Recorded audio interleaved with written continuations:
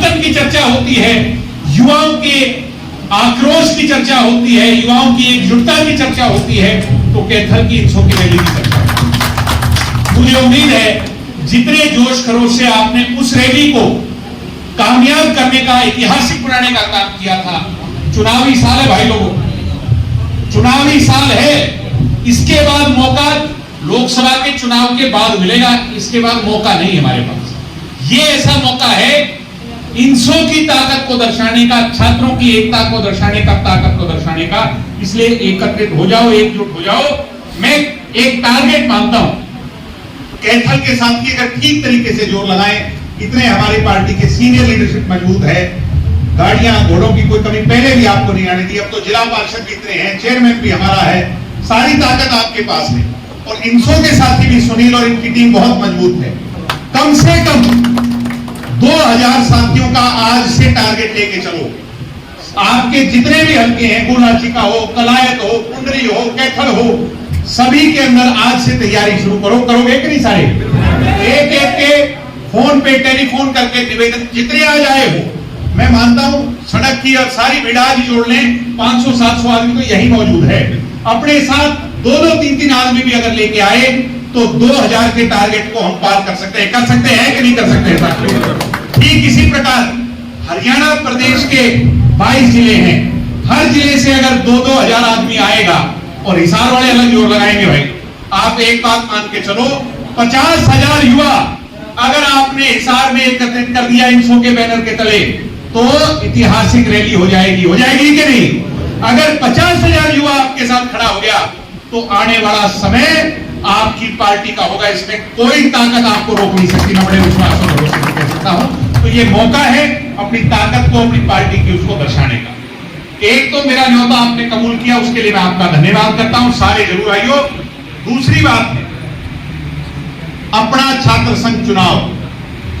छात्र संघ चुनाव की लड़ाई 2003 से निरंतर इंसो ने लड़ी है डॉक्टर अजय सिंह चौटाला जी के आह्वान पर, और 2013 के बाद मैं प्रधान बना, हमने धरने प्रदर्शन किए। कैथल में मुझे याद है हमारे साथियों ने यूनिवर्सिटी के, कॉलेज के गेटों पे ताले लगा करके संघर्ष किए, पुलिस की लाठियां खाई, इंसो के साथियों ने जेलें काटी।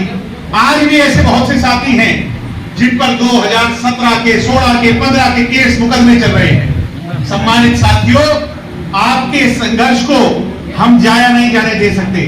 सरकार ने जब 2018 में हमारी बात मानी थी, जब मैंने भूख हड़ताल की थी आप लोगों के साथ हिसार के अंदर, तो सरकार ने 2 लेटर जारी किए थे। एक तो इंसो के नाम किया था कि आपकी सारी मांगे मान ली हैं, और दूसरा लेटर जारी किया था गैजेट नोटिफिकेशन का, कि प्रत्यक्ष तौर पर छात्र संघ चुनावों की हरियाणा में घोषणा की जाती है। मगर जब चुनाव कराने की बारी आई, तो सरकार ने एक बहाना बना लिया कि सरकार कहने लगी हमारी तैयारी नहीं है, पहले साल हमें अप्रत्यक्ष करवाने दो। अप्रत्यक्ष का क्या मतलब है भाई? कोई मतलब नहीं। अप्रत्यक्ष का मतलब है सिर्फ और सिर्फ एडमिनिस्ट्रेशन के चुने हुए नुमाइंदे। वो चुनाव हम नहीं चाहते थे, हमने उसका बॉयकॉट कर दिया। फिर कोरोना आ गया, 2 साल कोरोना में जाया हो गए। पिछले साल जब हमने मांग उठाई, तो सरकार कहने लगी जी दाखिले बहुत लेट हुए हैं और ऑनलाइन क्लासेस चल रही हैं, इसलिए चुनाव नहीं हो पाएंगे। हमने कहा भाई इसे साल और एक्सक्यूज है आपको। मगर इस साल, इस वर्ष सरकार के पास कोई बहाना नहीं है। चाहे सरकार के अंदर दुष्यंत चौटाला और जेजेपी 20% की हिस्सेदार हो, मगर दुष्यंत जी भी आज छात्रों के साथ खड़े हैं। और इस मुद्दे में जननायक जनता पार्टी का क्लियर स्टैंड है कि 2023 के अंदर दिल्ली, राजस्थान और चंडीगढ़ के साथ हरियाणा के हर कॉलेज और यूनिवर्सिटी के अंदर चुनाव होने चाहिए। नई राजनीति। अब चुनाव क्यों जरूरी है?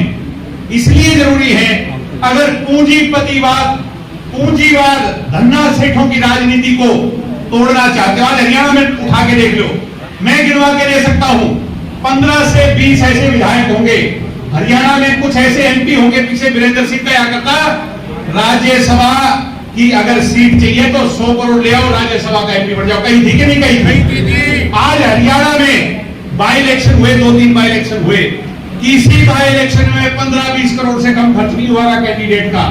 क्यों? क्योंकि असली प्योर, जो क्या करें, प्योर मटेरियल जो है, असली पौध जो है वो तो बंद पड़ी है। मान लो कि मेरी बात है, असली राजनीति करने वाले कहां से जन्म लेते हैं? कॉलेज और यूनिवर्सिटियों से। आप इस देश के अंदर जितने सोशलिस्ट सेक्युलर नेता हुए, अच्छे नेता हुए, जिन्होंने असली मायने में किसान, कमेरे, मजदूर, दलित, बैकवर्ड, अगड़े और पिछड़े की बात की, अच्छे फैसले लिए, ऐतिहासिक फैसले लिए, उनका उदय, उनका जन्म कॉलेज में और यूनिवर्सिटियों के प्लेटफॉर्म से हुआ है। और इतिहास में आगे देख लो। और जितने वो नेता हुए जिन्होंने धर्म, जाति या पैसों की राजनीति की है, वो सारे के सारे वहां पैदा हुए जहां कॉलेज और यूनिवर्सिटियों के चुनाव नहीं होते हैं साथियों।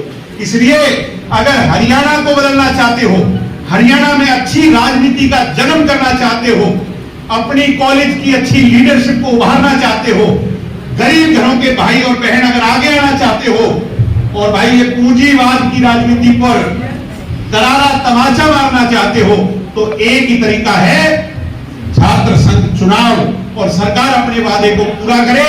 5 तारीख तक समय सरकार का है, अन्यथा 6 तारीख को इनसो न केवल अपना 21वां स्थापना दिवस मनाएगी, बल्कि बड़े आंदोलन का आगाज करेगी। और अगर आंदोलन होता है तो मैं आपका साथ मांगने भी आया हूं। साथ दोगे कि नहीं? उसके अंदर साथ दियो।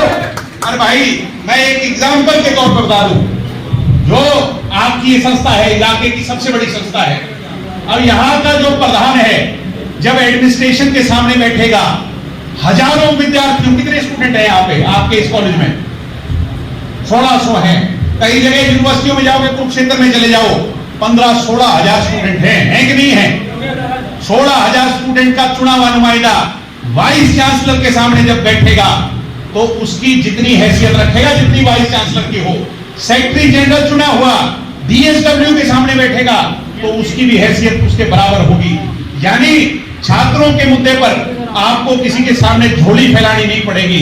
छात्र अपनी लड़ाई खुद लड़ने में सक्षम हो जाएगा। इसलिए आपसे कहता हूं कि दिल्ली में हो सकते हैं, राजस्थान में हो सकते हैं, चंडीगढ़ की पंजाब यूनिवर्सिटी में हो सकते हैं, तो हमारे यहां ये क्यों रोके हुआ? भाई, इसको ताले को खोलना पड़ेगा कि नहीं? अगर सारे साथ हो तो एकजुट हो जाओ और 6 तारीख की रैली में अपनी ताकत दिखाकर इस आंदोलन को और ज्यादा ताकत देने का काम करो। चुनाव होंगे, 200% होंगे और इसी वर्ष होंगे। और इस लड़ाई में सिर्फ आप नहीं हो, जहां आवश्यकता पड़ेगी, चाहे मैं आज इनसो में ना हूं, मगर आपको यह वादा विश्वास देता हूं, जहां आपका पसीना गिरेगा, दिग्विजय चौटाला पहली कलम में खड़ा, पहली कुछ में खड़ा होकर के खून बहाने को तैयार होगा। इसे हम पीछे नहीं हटेंगे। सरकार इस पर जल्द फैसला ले, यही कहने में आज आपके बीच में आया था। 6 तारीख का न्योता और ज्यादा से ज्यादा संख्या में पधारना। भाई अंकित को बधाई देता हूं, इनके सभी साथियों को बधाई देता हूं। आप सबका बहुत बहुत धन्यवाद। जय हिंद, जय भारत, जय जननायक।